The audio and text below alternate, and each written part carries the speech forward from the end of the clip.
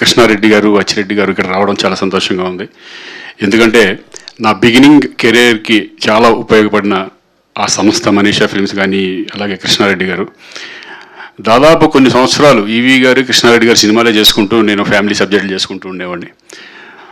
But అటువంటి type of ఫిల్మే మళ్ళీ చాలా రోజుల తర్వాత నాగేశ్వర రెడ్డి గారు డైరెక్షన్లో చేయడం అనేది చాలా సంతోషంగా ఉంది.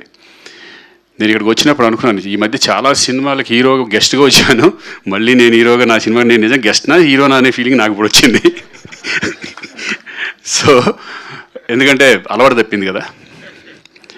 ఈ మధ్య వేరే క్యారెక్టర్స్ చేసుకుంటూ ఈ ఫస్ట్ నాకు ఫోన్ చేసింది ప్రొడ్యూసర్ గారు, గంగుల కమలాకర్ గారు. జీకే అంటే ఆయన కాదు కదా, గంగుల కమలాకర్ గారు మినిస్టర్గా చేశారు. ఆయన ఫోన్ చేసి ఒక మంచి సినిమా చేద్దాం శ్రీకాంత్ ఎంటర్టైన్మెంట్, అప్పట్లో మీ పాతకాలంలో కృష్ణారెడ్డి గారి సినిమాలు ఉన్నాయి చూడు, ఆ టైప్ ఆఫ్ సినిమాలు చేద్దామని. కానీ డెఫినెట్గా చేద్దామండి, మరి చూస్తారో లేదో నాకు తెలియదు కానీ చేసేద్దాం అని చెప్పాను. సో తర్వాత నాగేశ్వర రెడ్డి గారు అనేవాడికి ఇంకా నాకు డెఫినెట్గా కాన్ఫిడెన్స్ బాగా పెరిగింది. ఇద్దరం కలిసి ఆ సబ్జెక్ట్ గురించి డిస్కషన్లో అబ్బా చాలా రోజులైంది, ఒక మంచి సినిమా చేసి ఒక మిడిల్ క్లాస్ అందరికీ కనెక్ట్ అయ్యే ఫిలిం అవుతుంది అనుకుని అట్లా పట్టాలు ఎక్కేసాం. So I'm very happy. ఈ చాలా రోజుల తర్వాత మళ్ళీ ఇటువంటి సినిమా చేయడం.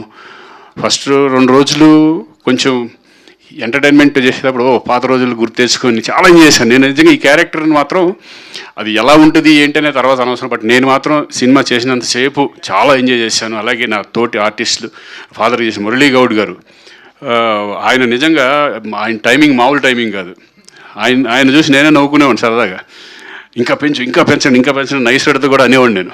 ఆయన ఇంకేమన్నా ఉంటే కొంచెం ఆయనదే కొంచెం డామినేట్ చేసుకుంటూ వెళ్ళమని. సో అంత మంచి వండర్ఫుల్ ఆర్టిస్ట్ ఆయన. ఆయన ఫాదర్గా చేయడం, నేను కొడుకు చేయడం చాలా సంతోషంగా ఉంది.